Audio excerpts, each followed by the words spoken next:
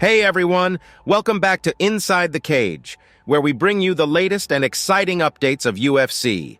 Israel Adesanya's coach says Australian MMA gun Robert Whittaker doesn't deserve UFC title shot, just starting from another latest shoutdown. Here, Robert Whittaker is just one fight away from a shot at the UFC middleweight title, but Adesanya's coach is like, nah, he doesn't even deserve it. Whittaker has lost to Adesanya twice, but he's climbed back up the rankings with a big win over Vettori. Now he's facing du Plessis for the #1 contender spot, and if he wins, he'll get another chance at the title. But problem is, not everyone's convinced he's earned it, like Adesanya's coach. Indeed, drama in the octagon. We fought him, and he's basically been in the ring one time since then, whereas we've just been tracking on, so like, I don't know, Behrman told. We are who we are. Just put the opponent in front of us and then we'll fight. I mean, our preference is not to fight Robert again because we've obviously already beaten Robert twice, and he hasn't really done anything since that loss to warrant him fighting again, so our preference would be the South African, but then the South African has to get across the line, and obviously he has a very tough opponent. Clearly, Behrman roots for du Plessis to defeat Whittaker, and even Adesanya, his own fighter, agrees, despite thinking Whittaker will probably end up victorious. This is the game we play, Adesanya said on his YouTube channel. I just realized it is 3 rounds. Percentage? I say Rob can probably finish him. Adesanya has some personal beef with du Plessis, who boldly declared himself the African UFC champion because he still lives in Africa. Now it's about to go down. I'm the African fighter in the UFC. Myself and Cameron, we breathe African air. We wake up in Africa every day, said du Plessis. I'm going to effing take him to school, in the octagon and on history, said Adesanya. Adesanya wanted to face du Plessis, but UFC informed him that Whittaker would be the one taking him on for the #1 contender spot in July.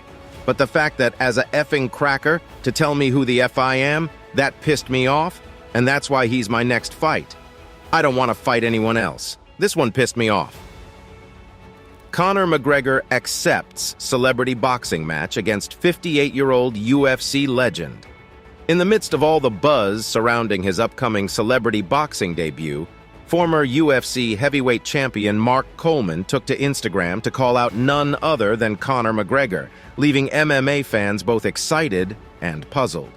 And speaking of puzzles, McGregor responded with a now-deleted tweet that left everyone wondering what he meant. The plot thickens. Challenge accepted. He spoke slowly. Things are heating up. Mark Coleman heard about McGregor's call-out, and now the former UFC champ is saying they should settle things in the squared circle. But hold on. Coleman wants to go even further and smash McGregor in an MMA fight. Talk about confidence.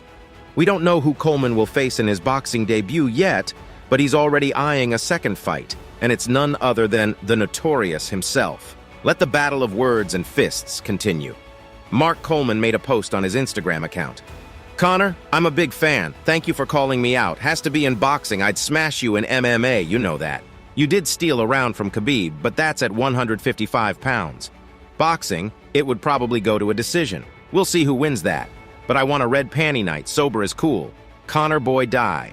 Jon Jones's inactivity as champion touted as potential problem for UFC. Now let's talk about the curious case of the inactive champion of UFC. Jon Anik, the UFC play-by-play lead, is speaking up about Jon Jones and his lack of activity. While having Jones as the undisputed heavyweight champ is ideal for the organization, Anik has raised some eyebrows about his inactivity. After a 3-year break, Jones made a triumphant return in March with a win over Cyril Gane, claiming the vacant heavyweight title. But here's the point to ponder. Since then, he hasn't been booked for a fight. Initially, he was supposed to headline UFC 290 in July against Stipe Miocic, but that fell through. Now, they're aiming for UFC 295 in November at Madison Square Garden. Let's hope the champ gets back in action soon. Recently, Jon Jones, being the undisputed UFC heavyweight champ, is praised by Anik. He has an interesting suggestion. Anik believes that if Russian heavyweight contender Sergey Pavlovich were in the champion's seat, we'd probably see more title fights happening in the division. It's all about that activity, you know? Divisionally, there are a lot of champions that aren't available right now, or there are a lot of belts that are being held up for one reason or another, Jon Anik said while speaking with Ray Longo on the Anik and Florian podcast. Jiri Prochazka is going to be the next light heavyweight title challenger, but Jamahal Hill would be seemingly ready to go. He fought in January, several months before Aljamain Sterling defended his title against Henry Cejudo, right? But it seems like they want to wait and do Jamahal Hill versus Jiri Prochazka. Dana White declares rumored rift with Khamzat Chimaev to be fake news. There we've got some notice. Dana White, the UFC president, wants to set the record straight about Khamzat Chimaev and the UFC. Despite Chimaev sitting on the sidelines for over 6 months, White insists that everything is A-OK between them. But here's the confusion. Dana took to Instagram to call out the media, including this very site, for reporting on Chimaev's social media activity. Apparently, we mentioned how Chimaev unfollowed everyone on Twitter, including UFC bigwigs and even Darren Till. But Dana, in his rebuttal, posted a screenshot of Chimaev's Instagram followers, not Twitter followers, and claimed we got it all wrong. Drama. This is the media. I could literally do this every day with almost every story that's written, White declared. Everything these people write is total and absolute bulls, T. Now guess what? Dana White is going all out to prove that he and Khamzat Chimaev are still on good terms. He posted an Instagram story with a video chat featuring Chimaev as if to say, "See, we're still friendly." It's like a virtual meetup to squash the rumors. So, tired of the fake news, he wrote over a screenshot. Don't believe any of this bulls. However, the rumor mill suggesting a possible rift between the UFC and Khamzat Chimaev. Now, we're not the ones stirring the pot here, but it's hard to ignore the facts. Chimaev hasn't stepped into the octagon since September 2022. That's a whopping 8 months ago. And guess what? He still doesn't have a fight lined up. The next possible opportunity could be when the UFC returns to Abu Dhabi in October. So yeah, the wait continues, and the speculation keeps growing. That's on him, White told TSN's Aaron Bronsteter. He's got stuff going on in his personal life. That's not because we're not getting a fight. I have no problems with fights, Chimaev tweeted in response. If they gave me a fight, I would have fought a long time ago. I did so many training camps and not one fight.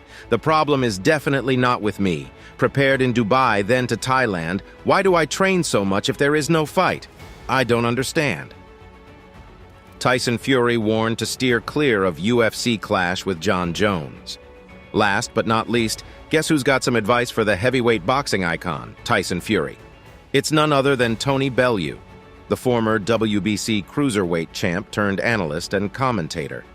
After retiring from the sport following a successful decade in the squared circle, Bellew still loves to share his 2 cents.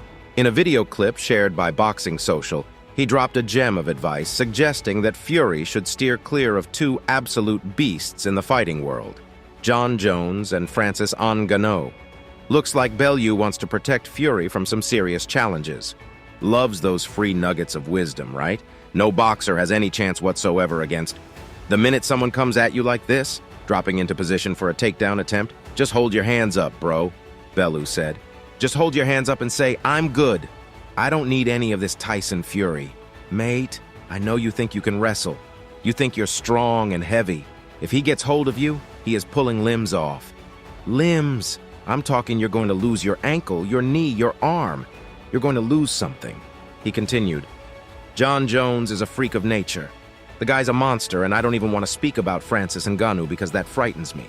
Just hearing his name, and I'm not scared of no one. That's all for today. Thanks for watching till the end. Remember to give this video a thumbs up, share it with your friends, and subscribe to stay updated about our future content.